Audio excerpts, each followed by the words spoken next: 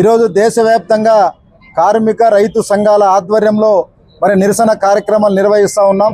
సంయుక్త కిసాన్ మోర్చా పిలుపు మేరకు ఈరోజు దేశవ్యాప్తంగా కూడా నిరసనలో భాగంగా ఈరోజు అనంతపురంలో కూడా టవర్ క్లాక్ నుంచి ఎల్ఐసి ఆఫీస్ దగ్గర వరకు నిరసన ర్యాలీ నిర్వహించి ఇక్కడ ఆందోళన కార్యక్రమాన్ని నిర్వహిస్తూ ఉన్నాం.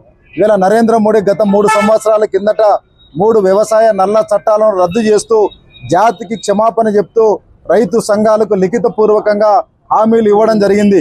అందులో ప్రధానమైంది రైతులు పండిస్తున్నటువంటి పంటలకు గిట్టుబాటు ధరకు సంబంధించి డాక్టర్ స్వామినాథన్ కమిటీ సిఫారసు మేరకు పెట్టుబడికి అదనంగా 50% కలిపి గిట్టుబాటు ధర కల్పిస్తామని చెప్పడం జరిగింది. మరి అదేవిధంగా నేటికి కూడా ఆ యొక్క హామీ అమలు పరిచినటువంటి పరిస్థితి మనకు కనిపిస్తూ ఉంది.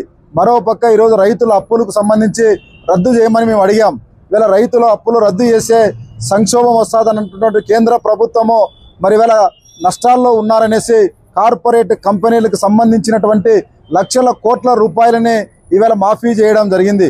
మరి ఇవాళ కార్పొరేట్ కంపెనీలకు మాఫీ చేసినటువంటి రుణాలను ఈ దేశానికి అన్నం పెడుతున్నటువంటి రైతులకు ఎందుకు మాఫీ చేయలేకపోతా ఉన్నారనేసి ఈరోజు మేము అడుగుతా ఉన్నాం.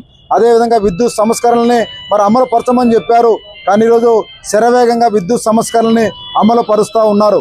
మరోపక్క ఈ దేశ స్వాతంత్ర పోరాటం నుంచి కార్మిక సంఘాలు సుదీర్ఘంగా పోరాటాలు నిర్వహించి అనేకమైనటువంటి కార్మిక చట్టాలని సాధించుకోవడం జరిగింది. మరి ఇవాళ నరేంద్ర మోడీ మరి కార్మికులు పోరాడి సాధించుకున్నటువంటి మరి వారికి అనుకూలమైనటువంటి చట్టాలన్నీ కూడా రద్దు చేసి ఈరోజు కార్పొరేట్ కంపెనీలకు అనుకూలమైనటువంటి 4 కొత్త చట్టాలను తీసుకొని వచ్చి కార్మికుల హక్కులన్నీ కూడా కాలరాస్తా ఉన్నారు. అందుకోసం ఈవేళ మేము కార్మికులు రైతులు పెద్ద ఎత్తున ఆందోళన నిర్వహిస్తూ ఉన్నారు. అదేవిధంగా ఈ రాష్ట్రంలో చంద్రబాబు నాయుడు గారు కూడా అధికారంలోకి రాకముందు ఇవాళ రైతులు సంబంధించిన అన్ని రకాలుగా మరి ముందుంటానని చెప్పడం జరిగింది. ఇవాళ కూటమి ప్రభుత్వం అధికారంలోకి వచ్చిన తర్వాత ఈ రాష్ట్రంలో రైతాంగ సమస్యలు తీవ్రమవుతూ ఉన్నాయి. రైతులు పండించినటువంటి ఏ ఒక్క పంటలు కూడా గిట్టుబాటు ధర లేనటువంటి పరిస్థితి. గత 20 రోజుల నుంచి ఇవాళ గతంలో చీనీ రైతులు ఇవాళ నష్టపోవడం జరిగింది, మొన్న మొక్కజొన్న రైతులు నష్టపోవడం జరిగింది, నిన్న పత్తి రైతులు నష్టపోవడం జరిగింది.